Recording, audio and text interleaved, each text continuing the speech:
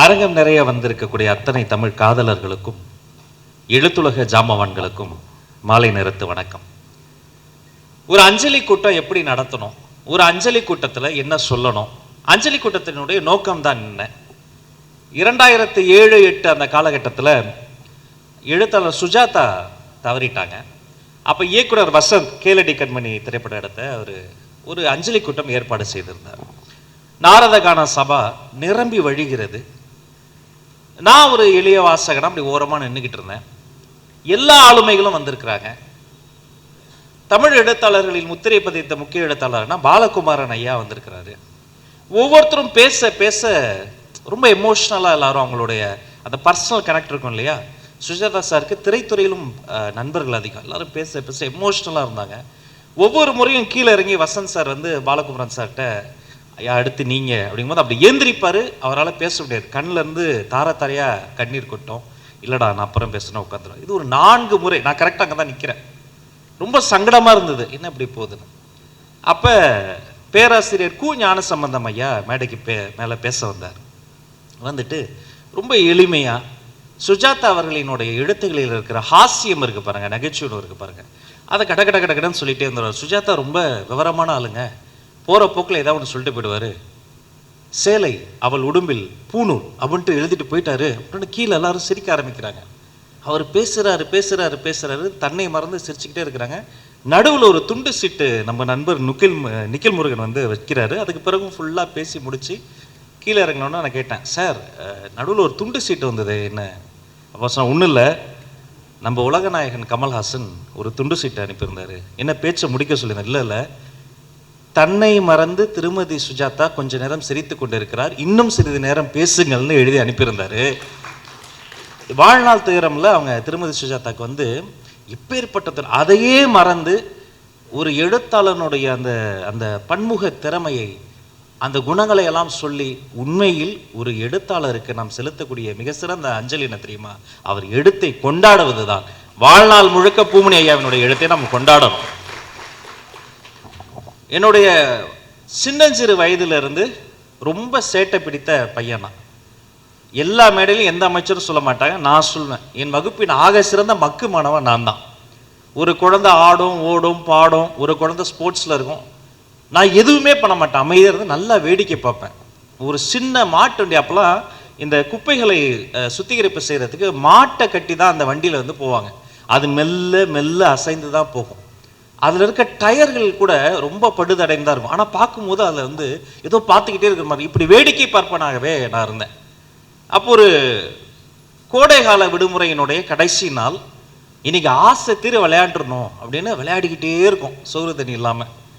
அப்போ அந்த கடைசி போட்டி, அந்த சூரியன் மறைந்து கொண்டு இருக்கிறது, இன்னும் கொஞ்சம் நேரத்தில் இருட்டிடும், வீட்டுக்கு போனோம். இதான் கடைசி விடுமுறை நாள். ஆசை தீர விளையாடும் போது கடைசி கிரிக்கெட் மேட்ச்சு. கிரிக்கெட்னா ஒன்றும் இல்லை, தென்னை மட்டையை வச்சு நாங்களே ஒரு பந்து பண்ணி விளையாடிக்கிட்டு இருப்போம், சுற்றி கருவேலங்காடு, அவுட்ஸ்கட்ஸ் ஆஃப் சென்னை. அப்போ அந்த கடைசி போட்டியினுடைய கடைசி பந்து, நான் தடுப்பு பண்ணி ஃபீல்டிங்கில் இருக்கேன். இப்போ மனசுக்குள்ளே வேண்டிக்கிறேன், கடவுளே தப்பி தவறி பந்து என் பக்கம் வந்துடக்கூடாது, 2 வந்தாலும் நான் அதை விட்டுறக்கூடாது. விட்டுட்டேன்னா அடுத்த வருஷம் சம்மர் ஹாலிடேஸ் வரைக்கும் என்னை திட்டிக்கிட்டே இருப்பானுங்க, சபிப்பானுங்க. அன்னைக்கு கடவுள் எனக்கு கை கொடுக்கல, பந்து சரியாக என்னை நோக்கி அடிச்சிட்டான் அந்த பையன். நான் விட்டுட்டேன். விட்டு தடுமாறி பந்து ஓடிக்கிட்டே இருக்கு. எல்லாரும் கத்துறானுங்க. நீங்க என்னென்ன கெட்ட வார்த்தையில சின்ன பசங்க கத்தோன்னு நீங்க கற்பனை பண்ணிக்கங்க. 8வது படிக்கிறோம். எடுத்துறேன்டா அங்க ஓடிக்கிட்டு இருக்கிறாங்க, மேட்ச் போயிட்டு இருக்கு. ஒரு ஆர்வத்தில் என்ன பண்ணிட்டேன், பந்து ஒரு புதருக்குள்ள போச்சு, கையை விட்டுட்டேன். வெளில எடுக்கும்போது சரியா என்னுடைய நடுவிரலை கவ்வி, ஏதோ சின்ன இறை நினைச்சு கட்டுவிரியன் பாம்பு என் நடுவிரலை கவ்வி அதனுடைய முழு உடலை என் உடம்புல சுத்துது. எனக்கு என்னென்னு ரியலைஸ் பண்ணவே சுதாரிக்கவே சில நொடிப்புள்ளதாச்சு. என்ன இது அப்படின்னு இதை உதறேன். வெளில வந்து எதிரில் நின்று என் நண்பன் வந்து டேய் பாம்புடா அப்படின்னு அவன் கத்துற பிறகுதான் ஐயோ என்னதான் பாம்பு கிடைக்கிறது உதறி தலை சுற்றி எனக்கு திடீர்னு நடுங்க ஆரம்பிச்சிருச்சு. அப்போ தூக்கிக்கிட்டு ஓடுறாங்க. அந்த ஓடு வேலை போட்ட வீடுகள் தான் அங்கெல்லாம் இப்போ ஓட்டு வீடு சொல்லுவோம் இல்லையா, அதுதான் இருக்கும். சுற்றி ஊரு கூடிட்டாங்க. அந்த அக்காக்கள் பேர் தெரியாது, எல்லாரும் அந்த கருப்பு ரிப்பனை கட்டியிருப்பாங்க, அந்த ஒரு ரெட்டை ஜடை போட்டு. எல்லா அக்காக்களும் ரிப்பனை பிச்சு என் கையை சுற்றி கட்டுறாங்க விஷம் ஏறக்கூடாதுன்னு. ஒரு அம்மா ஓடி வந்து இல்லை கை நீல நிறமாக மாறுது, பிள்ளைக்கு விஷம் ஏறிடும். நம்ம விரலை வெட்டிடுவோம் அப்படின்னு டோபாஸ் பிளேட்ல இருந்து வெட்டுறாங்க. அதை பார்த்துக்கிட்டே இருந்த பெரியவர், என்னங்க கூறு கெட்ட தனமா ஏதாவது பண்ணிக்கிட்டு இருக்கீங்க, அந்த அருவாளை தூக்கிடுவாங்க, விரலே வெட்டிடுவோம் நம்ம. நான் சொன்னேன், நான் செத்தாலும் பரவாயில்ல, என்னை ஆஸ்பத்திரிக்கு மட்டும் கூட்டு போயிருங்க, யாரும் இதெல்லாம் பண்ணாதீங்க. இதை கேட்டு அங்கேருந்து கொஞ்சம் தள்ளி இருந்த எங்கள் சித்தி வீடு, அவங்களுக்கும் எங்கள் அம்மாவுக்கும் பெரிய தகராறு. சித்தி அம்மா அடிச்சுட்டாங்க, பேச்சுவார்த்தையே இல்லை. இப்போ சித்தி மகன் என்னை விட பெரியவன் எங்கள் அண்ணன், அவன் ஐயோ என் பெரியம்மா மகன் என்னடா பண்ணீங்க என் தம்பியான்னு வந்து கத்துறாரு. பாம்பு கடிச்சிருச்சுன்னு தூக்கி என்னை ஒரு சைக்கிளில் வச்சு சைக்கிளோட பின்னாடி கட்டி அந்த நண்பர் ஒருத்தர் அவரை சைக்கிள் ஓட்ட சொல்லி, நம்ம நாடோடிகள் சசிகுமார் இருக்கார்ல, அது மாதிரி கூடவே எங்கள் அண்ணன் ஓடி வரான், ஊரே சேர்ந்து ஓடி வருது. ஓடுறாங்க. இவனால ஒரு கட்டத்துக்கு மேலே ஓட முடியல, சட்டையெல்லாம் பிச்சுக்கிட்டு அவர் ஓட்டுறவர் கேட்குறாரு, நான் வேணா மெதுவாக போவா, டேய் அவர் கெட்ட வார்த்தையை போட்டு வேகமாக போடா, பிள்ளைக்கு தான் ஆகிட போகுதுன்னு ஓடி ஓடி ஓடி அந்த பல்லாவரத்துலேருந்து அந்த குரோம்பேட்டு கிட்ட வந்து ஒரு சின்ன டிஸ்பென்சரி 10க்கு 10 ரூமு, பச்சை கலர் ஸ்க்ரீன் போட்டிருக்கோம். அந்த டாக்டர் கிட்ட வச்சோம்னா டாக்டர் தான் முதல்ல கேட்டார், இப்போ ஏன் அழுவுற, எலும்பு முறிவா, ஒன்றும் இல்லையே, தூக்கம் வர மாதிரி தானே இருக்குது. ஆமாம் சார், இந்த ஊசி போட்டால் உன்னை காப்பாற்ற போகிறேன், நீ பாட்டு ஜாலியார் அழுவாத. அவன் ஊசி போட்டு ஸ்க்ரீனை மூட்டு வெளில வந்து சொல்கிறார், கேஸு பிழைக்கிறது கஷ்டம், ஜிஹெச் மாதிரி கூப்பிட்டு போயிடுங்கட்டோன்னா இன்னும் ஓன அழுவுறேன். ஐயோயோ என்கிட்ட எல்லாருமே போய் சொல்கிறாங்களே. அதுக்குள்ளே ஒரு ஆட்டோக்காரரை பிடிச்சி ஆட்டோவில் என்னை போட்டு ஆட்டோ டிரைவர்கிட்ட போய் பேச்சு கொடுத்துக்கிட்டே, நீ சானிட்டரி ஜிஹெச்சுக்கு போயிடு, நான் இன்னும் கொஞ்சம் பேரை கூப்பிட்டு வரேன்னு எல்லாரும் ஓடுறாங்க. அவள் 8ஆம் வகுப்பு படிக்கிற பையன், ரொம்ப அந்த கேங்கிசம்லாம் இருக்கும், வன்முறை மீது பெரிய ஈடுபாடு. அந்த பையன்ட்டு அந்த ஆட்டோ டிரைவர் கேட்டுக்கிட்டு வர, தம்பி உனக்கு அ தெரியுமா, ஏபிசிடி சொல்லு. நானும் சொல்லிக்கிட்டேன்னா நினைவு போயிடக்கூடாதுன்னு. ஏபிசி தான் வருது, டீலாம் வாய் உளருது தண்ணி அடித்தவங்க மாதிரி. நான் திரும்ப நான் யோசித்தது, என்ன நடந்தது நம்ம வாழ்க்கையில், நல்லா தானே போயிட்டு இருந்தது. முதல் முறையாக உயிர் பயம், நாம் பாட்டு ஒவ்வொரு கிரவுண்டாக போவோம், மேட்ச் ஆடுவோம், சண்டை வரும், இந்த தெருவில் தான் அந்த தெருவுக்கு அடிக்க போவோம், அந்த தெருவில் வந்து நம்மளை அடிச்சுட்டு போவாங்க, இப்படி தானே நல்லா தானே. திடீர்னு எல்லாமே மாறிடுச்சு. விசித்திரமான ஒரு குளிர் என் உடம்பு முழுக்க பரவிக்கிட்டே இருக்கு, கண்ணு சொருகுது. இவ்வளவுக்கு நடுவில் என் கூட விளையாண்ட பசங்க வீட்டுக்கு போய் எங்கள் அம்மா வந்து இரவு தக்காளி சட்னிக்காக தக்காளி பழத்தை நறுக்கிட்டு இருந்தப்ப, ஆண்டி ராஜ பாம்பு கடிச்சிருச்சுன்றோன்னா, ஐயோ நான் பெத்த பிள்ளை தூக்கி போட்டுட்டு எங்கள் அம்மா எப்படி வர்றதுன்னு தெரில. அப்போல்லாம் ஆட்டோ கிடையாது, ரொம்ப ரொம்ப பின்தங்கிய காலம். அப்போ அந்த ரயில்வே ட்ராக்ல கருங்கற்கள் இருக்கும் பாருங்க, அந்த ட்ராக்ல எங்கள் அம்மா வெறுங்கால ஓடி வர ஆரம்பிச்சிருக்காங்க. பல்லாவரத்துலேருந்து குரோம்பேட்டில் எங்கள் அம்மா ஓடி வந்து அந்த வேகத்தை பார்த்து சுற்றி இருந்தவங்களாம், இந்த அம்மா ஏதோ தற்கொலை முயற்சியில் இருக்குன்னு நினச்சி பிடிச்சி இழுத்து, ஓடாத நில்லு, என்னை விடுங்கடா அது கத்தி இருக்கு, கதறி இருக்கு, இப்பெல்லாம் பண்ணக்கூடாது, யார் நீ அப்படின்ட்டு, இல்லை என் பிள்ளை ஆஸ்பத்திரியில் இருக்கு, என்னை விடுங்க. அவனும் ஓடி இதை பார்த்து இன்னொரு ஆட்டோ டிரைவர், நீ என் வண்டியில் ஏறுமா நான் கூப்பிட்டு போகிறேன்னு ஆட்டோவை கொண்டு வந்து என்னை ஜிஹெச்சில் இறக்கி என் ட்ரெஸ் எல்லாம் பிச்சு ஸ்ட்ரெச்சரில் போட்டு ஒரு கையில் ட்ரிப்ஸ் ஏற்றி இன்னொரு கையில் க்ளீன் பண்ணி, டாக்டர்ஸ் எல்லாம் இந்த ஆங்கிளில் தான் எனக்கு தெரியும், சிஸ்டர்ஸ்லாம் வந்து உன் பேர் என்னப்பா எந்த ஒரு பண்ணி உங்கள் அம்மா பேர் என்ன, அப்பா பேர் கேட்டு அப்படி உள்ளே நுழைகிற நொடி அந்த ஆட்டோ வந்து இறங்கிருச்சு. எங்கள் அம்மா கீழே இறங்கி அந்த ஆட்டோக்காரருக்கு கொடுக்க காசு இல்லாமல் என் தாலிக்குடைய அம்மா தாலிக்குடைய கழட்டி அந்த ஆட்டோக்காரர் காலில் போட்டு, அப்பு என்னை வீட்டில் அப்பு தான் கூடுவாங்க, ஓடி வந்து அப்பு அப்புன்னு கத்திக்கிட்டு வராங்க. எங்கள் அம்மாவை பார்த்துக்கிட்டே நான் உள்ளே போயிட்டு அன்கான்ஷியஸ் ஆகிட்டேன். பெரும் போராட்டத்துக்கு பிறகு ஒரு 3 நாட்கள் ஐசியூவில் வச்சு என்னைய போராடி காப்பாற்றி கொண்டு வந்தாங்க. அடுத்த ஓராண்டு காலம் நான் படாத பாடுபட்டேன். இப்படி நிற்கிறேன்னு வைங்களேன், என்னுடைய மைண்டு சொல்லும், இப்போ கீழே பாம்பு இருக்கான்னு ஒரு வாட்டி பார்த்துரு அப்படின்னு சொல்லும். பாத்ரூம் போனால் ஒரு 5 நிமிஷம் ஆய்வு பண்ணிக்கிட்டே இருப்பேன், எங்கிருந்தாவது ஏதாவது வந்துருமா. நடுராத்திரி திடுக்கிட்டு அப்படியே முழிச்சு எந்திரிப்பேன், சரியாக தூங்க முடியாது, தூக்கத்தில் சில சமயம் நடக்க ஆரம்பிச்சிருவேன். பெரிய உளவியல் பிரச்சனை ஆயிடுச்சு. ஆனால் நான் எப்போ திடுக்கிட்டு முழிச்சு பார்த்தாலும் அம்மா கையில் ஒரு திருநீர் தட்டை வச்சுட்டு, ஒன்றும் இல்லை தூங்கு, நாளைக்கு சரியாயிரும் திருநீர் வச்சுக்கிட்டு அவங்களும் முழிச்சுக்கிட்டே இருந்தாங்க. அப்போ எங்கள் அப்பா தான் ஒரு நாள், இனிமே மைதானத்துக்கெல்லாம் நீ போகக்கூடாதுன்னு ஒரு தடை போட்டு, வேற வழியே இல்லாமல் எங்கே போகிறதுன்னு தெரியாமல் நான் இருந்த பல்லாவரத்தில் மறைமலை அடிகளாரினுடைய வீட்டையே ஒரு சின்ன நூலகமாக மாற்றிருந்தாங்க. வேறு வழி இல்லாமல் அந்த நூலகத்துக்கு ஒரு சாதாரணமாக நான் போக ஆரம்பித்தேன். இப்போ 2 ரூபா கட்டணும். 2 ரூபா கட்டிட்டு டெய்லி அந்த லைப்ரரிக்கு போய் இந்த கதைகளை, இந்த நூல்களை, கவிதைகளை, கட்டுரைகளை ஏன் படிக்கிறேனே தெரியாமல் படிக்க ஆரம்பித்தேன். ஒருவேளை இந்த புத்தகங்களை நான் வாசிக்காமல் போயிருந்தால் நான் ஒரு வன்முறையாளனாக மாறி இருப்பேன். புத்தகங்களை வாசித்ததால் தான் இந்த மேடையில் மந்திரியாக, அமைச்சராக நான் வந்திருக்கேன். அதில் அவர் வந்து அவர் ஒரு 50 ஆண்டு காலமாக அதை எழுதியிருப்பார். அதில் ஒரு 50 சிறுகதைகள் நீங்கள் எடுத்து பார்த்தீங்கன்னா பெரும்பாலும் இந்த ஒற்றை சொல் தலைப்பு தான். நம்ம படத்துக்கெல்லாம் வைப்போம்ல, ஒன்று ரூல் ஆஃப் 3 போட்டு வைப்போம், இல்லை 1 வேர்டில் டைட்டில் வைப்போம். பெரும்பாலும் ஒரே தலைப்பு தான். அது ஏன் இப்படி வச்சாதுன்னு தெரியல, ஆனால் சுவாரஸ்யமாக இருக்கும். அதிகபட்ச நீண்ட தலைப்புன்னு பார்த்தீங்கன்னா பெரிய நீளமான தலைப்பு நல்ல நாள், அவ்வளோதான். அதை தாண்டி வைக்க மாட்டார். அது முதல் வரியிலேயே ஏதாவது தகவலோடு தான் தொடங்குவார். விடிஞ்சா பொங்கல், யாரும் நம்ம கிட்ட உரையாடுற மாதிரி உரையாடலோடய தொடங்குவார் கதைகளை எல்லாம். அவரு நன்கு கனிந்து முதிர்ந்து, நம்ம வண்ணதாசன் சொல்ற மாதிரி ஒரு பழம் அப்படியே கனிந்து பறிப்பதற்கு ஆள் இல்லாமல் நல்லா கனிந்து ஒரு பழம் இருக்கு பாருங்க, அதை பார்க்கும் போதே வாசம் வரும். அப்படிப்பட்ட சூழ்நிலையில விகடன்ல பெருந்தமிழர் விருது அவருக்கு தர்றாங்க. நான் தான் விகடன் விருதுகளுக்கு தொகுப்பாளர். அப்ப நான் மேடையில் இதே மாதிரி நின்று கீழே அவர் அமர்ந்திருந்தார். ஏனே தெரியல, என்னுடைய ஐபோன் எடுத்து அவர் விதவிதமா நான் போட்டோ எடுத்துக்கிட்டே இருந்தேன். இப்போ என் கூட என் தங்கச்சி அனிதா சம்பத், அவங்க தொகுப்பாளர், இல்லை நிறைய தமிழச்சி தங்கப்படி நிறைய தொகுப்பாளர்லாம் என் கூட சேர்ந்து நிகழ்ச்சி பண்ணியிருக்கேன். அவங்க கேட்டாங்க, அண்ணா ஏன்னா அந்த தாத்தாவை போட்டோ எடுத்துக்கிட்டே இருக்கீங்க? நான் சொன்னேன், இல்லைம்மா அவர் கதைகள்லாம் நான் நிறைய படிச்சிருக்கேன். ஓஹோ, அவருக்கு ரொம்ப பிடிக்குமா, அதனால தான் எடுக்கிறீங்களா? ஏன் எடுக்கிறேன்னு எனக்கும் தெரில. அவரை பார்க்கும்போது ரொம்ப நெஞ்சுக்கு நெருக்கமாக இருந்தது. ஏதோ ஒரு வகையில் ஒரு பக்கத்தில் ஒரு எழுத்தாளர் நம்ம கிட்ட வந்துடுறாரு. வாசிப்பின் வழியே வேறொரு உலகத்தை ஒரு மனிதனுக்கு காட்டக்கூடியவன்.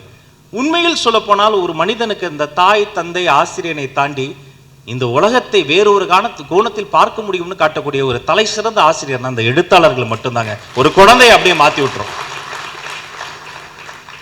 இன்னைக்கு நிறைய எல்லாம் பாராட்டுவாங்க. பள்ளிக்கல்வித்துறை அமைச்சரை வந்து நான் முதல்ல சொன்னது, எல்லாரையும் கூப்பிட்டு இந்த பாருங்க, உங்களுக்கு யார் தெரியுமா அமைச்சராக வந்திருக்கிறாரு? ஒரு பள்ளிக்கூடத்தின் ஆக சிறந்த மக்கு மாணவன் வந்திருக்கிறான். அப்போ நீங்கள் இனிமேல் என்ன பண்ணோன்னா, சார் இவன் பிரைட் ஸ்டூடெண்ட், இவர் ஆவரேஜ் ஸ்டூடெண்ட். ஆவரேஜ் ஸ்டூடெண்ட்னு உலகத்தில் ஒருத்தர் இருக்கவே முடியாது. அது என்ன ஆவரேஜ் ஸ்டூடெண்ட், அந்த வார்த்தையை விட்டுருங்க. அப்போ என்ன சொல்லலாம்? அப்போ ஸ்லோ லேர்னர்ஸ், தமிழில் என்ன சொல்லலாம்? மெல்ல கற்கும் குழந்தை. ஒரு வாரத்தில் அந்த பேரையும் மாற்றிட்டு, அது என்ன மெல்ல கற்கும் குழந்தை? தன் வேகத்தில் கற்கும் குழந்தைகள்னு இனிமேல் அவங்கள நம்ம கால் அவுட் பண்ணுவோம். Learning on own pace. என் வகுப்பில் தமிழில் நான் எப்போதுமே முதல் மதிப்பெண் வாங்கிடுவேன். கணக்கு படத்துக்கு எனக்கு ஒரு வாய்க்கா தகராறு. நான் அவங்க வழிக்கு போக மாட்டேன், அவங்க என் வழிக்கு வர மாட்டாங்க. ஒரு இது இருந்துக்கிட்டே இருக்கும். இப்போ எனக்கு தெரிந்து லிடியநாதஸ்வரன் ஒரு சின்ன தம்பி, அந்த அமெரிக்காவில் ஒரு பக்கம் ஒரு கீபோர்ட் போட்டு ஜனகணமன, அதே நேரம் இன்னொரு கீபோர்ட் போட்டு அமெரிக்காவின் தேசிய கீதத்தை ஒரே நேரத்தில் அப்படி சுதி சுத்தமாக வாசித்து எழுந்து நின்று ஸ்டாண்டிங் அவேஷன் தந்தாங்க. அதை செய்த போது அந்த தம்பிக்கு 9 வயது. இப்போ 2 மாசம் முன்னாடி லண்டன்ல சிம்பனி இருக்கு பாருங்க, ஒரு சிம்பனி கம்போஸ் பண்ணி முடிச்சுட்டு வந்துட்டான். நாங்க போய் அரசு மரியாதையோடு நானும் வன்னியரசு தோழரும் போயிட்டு நம்ம மதிமுக அண்ணன் வைகோ அவர்களும் போய் அந்த அரசு மரியாதையை கூப்பிட்டு வந்தோம். நான் போற வழியில யோசித்து கொண்டே இருந்தேன், லிடியன் பள்ளிக்கூடமே போல, அவன் ஹோம் ஸ்கூலிங் தான்.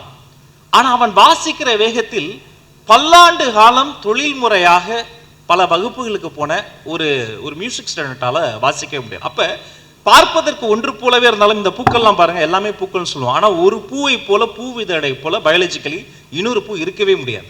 அப்ப பார்ப்பதற்கு ஒன்று போலவே இருந்தாலும் ஒரு குழந்தை போல இன்னொரு குழந்தை இருக்கவே முடியாது. அப்ப ஒவ்வொரு குழந்தையும் தனக்குள் இருக்கக்கூடியது யார்? எழுத்தாளனா, பேச்சாளனா, அமைச்சரா, இயக்குனரா? அந்த தன்னை எறிதல் இருக்கு பாருங்க, அதற்கு வெறும் பாடநூல்கள் மட்டுமல்ல, அதற்கு துணையாக இருக்கக்கூடிய இதர படைப்புகளும் அந்த குழந்தைக்கு தேவைப்படுகிறது. அதனால நான் என்னுடைய பாடநூல் கழக சேர்மன் இருக்கார், அவர்கிட்ட அதான் சொல்லிக்கிட்டு இருப்பேன், நம்ம வகுப்பு நேரம்லாம் 45 மினிட்ஸ் வச்சிருக்கிறோம், அவ்வளோ அட்டென்ஷன் ஸ்பேன்லாம் எல்லாம் குறைஞ்சிக்கிட்டே வருது. அதில் ஒரு 5 நிமிடம் சுருக்கி நாமே ஒரு அரை மணி நேரம் செய்தித்தாள்களும் வார இதழ்களும் வாசிப்பதற்காக பள்ளிக்கூடத்தில் ஒரு பீரியட் வெறும் ரீடிங்காக தரலாமே. எதை வாசிப்பது, ஏன் வாசிக்கணும், எப்படி இந்த கேள்விகள் காலங்காலமா இருக்கு. அப்படி எந்த ஆதாயத்திற்காகவும் பண்ண வேண்டாம். ஏதோ ஒன்று செய்தால் ஏதோ ஒன்று கிடைக்குங்கிறது ஒரு ஆதாயம் தானே. ஏதோ ஒரு ஆதாயத்தை எதிர்பார்த்தா நம்ம சிறு வயதில் நம்முடைய தாய் நமக்கு தாய்ப்பால் தராங்க இல்லையே. அப்ப எந்த ஆதாயமும் இல்லாமல் செய்ய வேண்டியது வாசிப்பு. எழுத்தாளர்களை ஏன் நம்ம கொண்டாடணும்னா, இங்க ஐயா எஸ்டா இருக்கிறாரு, அவர் பேச்சை கேட்டுருந்தா நான் ஓடி ஓடி வந்தேன். நல்ல வேலை அவரை கொஞ்சம் லேட்டா பேச வைத்ததுக்கு வேடியப்பத்துள்ளருக்கு நன்றி. துணை எழுத்து, அது கட்டுரையா கதையானே தெரியல. படிச்சுட்டு யாரா அந்த மனுஷன், ராமகிருஷ்ணன் பேர் இருக்கு, ஏதோ சின்ன பையனா தான் இருப்பாரு, அப்புறம் இன்னொரு ராமகிருஷ்ணன் இருக்குன்றாரு. அவர் அந்த துணை எழுத்தை படித்து விட்டு என்னுடைய சார், அப்ப நான் கல்லூரி மாணவன், என்னுடைய சார் கொஞ்சம் இந்த புத்தகம்லாம் வாசிப்பார், அவர் ஜெயகாந்தன் வெறியன். அவருக்கு எனக்கு ஒரே வாக்கு வந்தேன், சார் துணை எழுத்து வாசிச்சிங்களா? அவரு வாசிட்டு, இல்லப்பா அது ஜெயகாந்தன் அளவுக்கு ஒன்றும் இல்லப்பா, அதெல்லாம் ரொம்ப கற்பனைப்பா. இல்லை சார் எனக்கு அதான் சார் பிடிச்சிருக்கு, எனக்கு ஜெயகாந்தன் 2 பக்கம் தாண்ட முடியல சார், எனக்கு கொஞ்சம் மேபி நான் வளரும்னு நினைக்கிறேன் சார். என்னையா நீ, உனக்கு வாசிப்புனா என்னன்னு தெரியுமா? அவ்வளோ ஒரே ஆர்குமெண்ட்டு. ஆனால் அங்கே தொடங்கி அடுத்து கதாவிலாசம்னு ஒரு புத்தகம், ஒரு எழுத்தாளர்களை அந்த எழுத்து ஆளுமைகளை எப்படி நமக்கு அறிமுகம் செய்ய வேண்டும் என்பதற்கு ஒரு பாட புத்தகம் இருக்கும் என்று சொன்னால் கதாவிலாசம் ஒரு புத்தகம் போதும். குழந்தைக்கு நீங்கள் வாங்கி கொடுக்க வேண்டிய மிக சிறந்த பரிசாதான். அப்போல்லாம் நம்ம சவுத் இந்தியன் ஃபிலிம் சேம்பர்னு ஒன்று நம்ம அமெரிக்கன் எம்பசிக்கு ஆப்போசிட்டில் ஒரு தேட்டர் இருக்கும். அங்கே வியாழக்கிழமை தோறும் ஒரு உலக சினிமா போடுவாங்க. நான் மேற்கு தாம்பரத்தில் இருந்து 2 பஸ் முடித்து, சில சமயம் பஸ் வராது, அப்போ குப்பலாரி தான் வரும். குப்பலாரி வந்து ஏறி கிஷ்கிந்தாவில் இறங்கி தாம்பரத்துக்கு இன்னொரு வண்டியில் வந்து அங்கேருந்து ஒரு பஸ் ஏறி மவுண்ட் ரோட்டில் வந்து இறங்கி இது ஒரு பெரிய ஒரு 2.5 மணி நேரம் ட்ராவல் பண்ணி வந்தால் வியாழக்கிழமை ஒரு உலக சினிமா பார்க்க முடியும். அப்போ அந்த உலக சினிமாலாம் முதல்ல எதுவுமே புரியாது, நல்லா இருக்குது, ஆனால் அது கதை சொல்ல தெரியாது.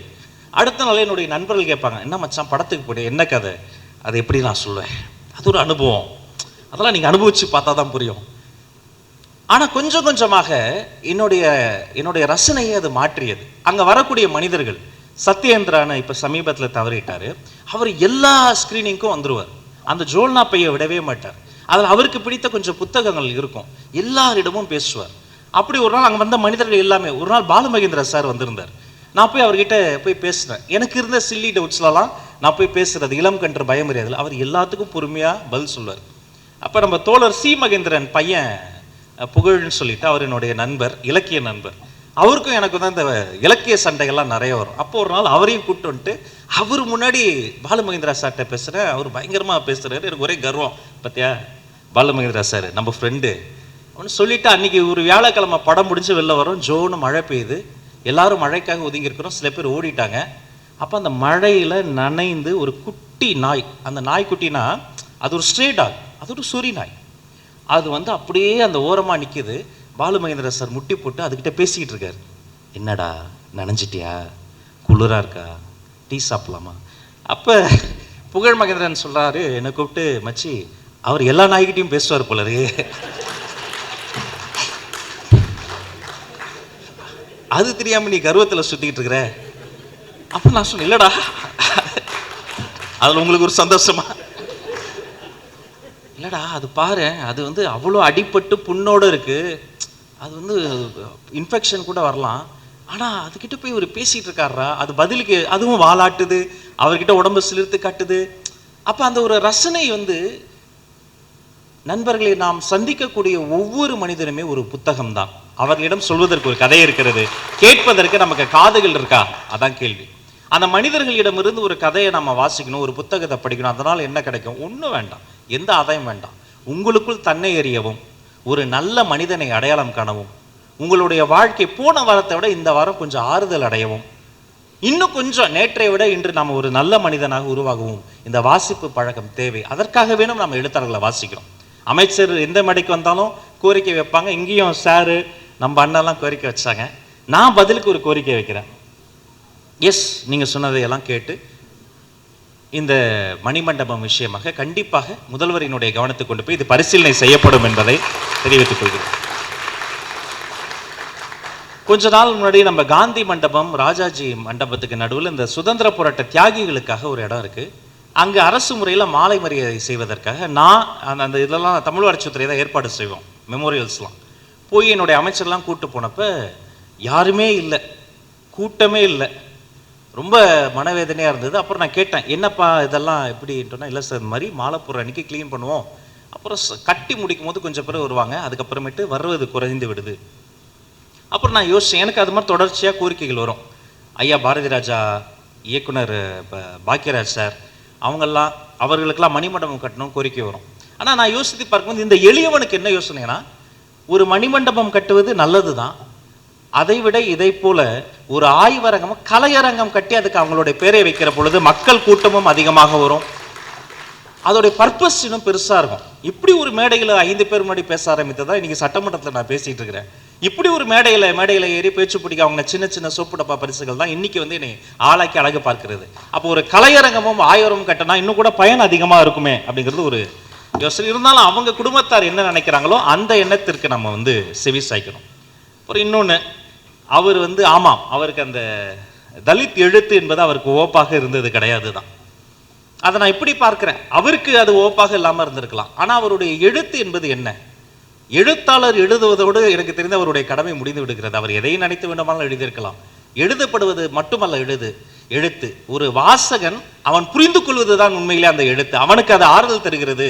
ஒரு ஒடுக்கப்பட்ட குரலுக்கு, ஒரு பாமரனுக்கு, ஒரு நசுக்கப்பட்ட குரலுக்கு அந்த எழுத்தை வாசிக்கிற பொழுது அது ஒரு இளைப்பாறுதலை தருகிறது என்கிற பொழுது, யாருக்கு எப்படி ஒரு எழுத்து எடுத்துக்கணுமோ எடுத்துக்கங்க. அவர் எப்படி எழுத்தாளர் எடுத்துக்கிறங்க, எடுத்து படிங்க. ஆனால் படிச்சிருங்க. தயவு செய்து வாசிப்பு பழக்கத்தை மட்டும் அடுத்த தலைமுறைக்கு நம்ம மடைமாற்றம் செய்ய வேண்டும் என்பதில் இந்த மேடையில் நான் சுட்டிக்காட்ட ஆசைப்படுகிறேன். பூமணி ஐயாவினுடைய எழுத்து என்பது அது வந்து ஏற்கனவே நான் சொன்னதை போல நிறைய மாணவர்கள் அதை எனக்கு தெரிஞ்சு நிறைய ஆய்வு பண்ணியிருப்பாங்க. அவர் எப்படி உரையாடலில் தொடங்குறாரு, ஒற்றை தலைப்பில் கொண்டு வராரு. வரலாறு நெடுக பெரும்பாலும் பார்த்தால் ஜெயித்தவர்களின் கதையாக இருக்கும். இப்போ நீங்கள் மன்றோ சிலை இங்கே இருக்குது, நீங்கள் மன்றோ தேடி பார்த்தீங்கன்னா அவருடைய வாழ்க்கையை ஆச்சரியமாக இருக்கும். இன்னைக்கு கலெக்டர்கள் இருப்பதற்கு காரணம் மன்றோ. இந்த ஜெயித்தவர்கள், மாமன்னர்கள், வீரர்கள், இவர்களினுடைய வாழ்க்கை வரலாறு கொண்டாடி கொண்டிருக்கிற பொழுது, வரலாறு எழுத மறந்த மனிதர்களுக்கு தன் எழுத்தில் இடம் கொடுத்ததற்காகவே ஐயா பூமணி அவர்களை நான் வாழ்நாள் முழுக்க கொண்டாடுவேன். ஒரு பஞ்சத்தை, எளிய மனிதர்களை, ஒரு வட்டார வழக்கை, ஒரு சாதிய பின்புலத்தை உள்ளது உள்ளபடி புழுதி பறக்க.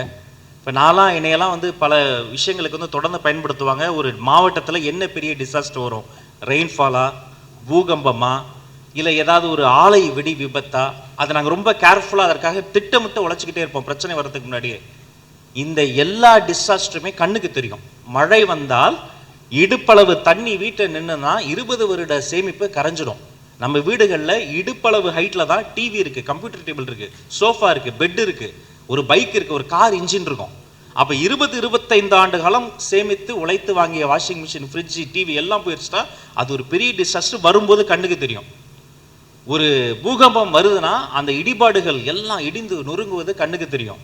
ஒரு வெடி விபத்து கண்ணுக்கு தெரியும். கண்ணுக்கே தெரியாமல் ஒரு பேரிடர் வரும், அது பஞ்சம். ஒரு கருவாடு பாக்கெட் அதிகமாக விற்றா கலெக்டர் பரபரப்பாயிடுவார். ஏன்னா பஞ்சம் வந்துருச்சுன்னா தாங்கவே முடியாது. தாது ஈஸ்வர பஞ்சம் என்ற ஒரு பஞ்சத்தில் கையளவு நெல்மணி இல்லாமல் 1.5 லட்சம் பேர் செத்து போனாங்க. கற்பனையை செய்து பார்க்க முடியாத ஒரு கொடூரம். அப்படிப்பட்ட அந்த பஞ்சத்தை, அந்த எளிய மக்களை எல்லாம் இடத்தில் ஒரு மனிதன் கொண்டு வருகிறார் என்றால் அவர் அந்த தமிழ் எழுத்துலகத்திற்கு மட்டுமே கிடையாது, அவர் கலையுலகத்திற்கே ஒரு மாபெரும் மனிதர்.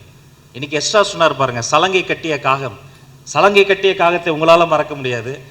விசித்திரியில் வர சித்திரலேகான்னு ஒரு கேரக்டர், ஒரு 20 ட்ரெஸ்ஸை தான் உடம்பை சுற்றி, சித்திரலேகா தானே சார், 20 ட்ரெஸ்ஸை தான் உடம்பை சுற்றி ஒரு பொண்ணு சுற்றிக்கிட்டே இருக்கும், ட்ரெஸ் போட்டுக்கிட்டே. யோசிச்சு பாருங்க, 20 ட்ரெஸ்ஸை ஒரு லேடி வந்து அப்படியே உடம்புக்கு ஃபுல்லாக சுற்றிக்கிட்டே இருந்தா.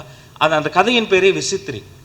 யாமம்னு ஒரு நாவல் எழுத 2008-07 நினைக்கிறேன். அந்த யாமம் நாவல் முழுக்க திடீர்னு உண்மை சம்பவம் இருக்கும்.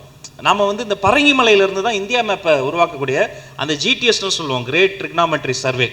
ஒவ்வொரு மலையா பார்த்து ஒரு ட்ரிக்னாமெட்ரி முக்கோணம் போட்டு கடைசியில் போய் அந்த வெள்ளைக்கார அதிகாரி ஒரு பெரிய குன்று மலையை பார்த்தாரு. அந்த மலையை பார்த்து வியந்தாரு. அதற்காக 15 நாள், ஒரு மலையை அளவிட 15 நாள் ஆகும் போராடினாரு. கடைசியில் அந்த மலைக்கு அவர் பெரிய வச்சாங்க. அவர் தான் எவரெஸ்ட். இந்தியாவினுடைய வரைபடம் உருவானது அவருடைய பங்களிப்பு. இந்த பரங்கிமலையிலிருந்து தொடங்கி தான் இமயமலைக்கு போனார்.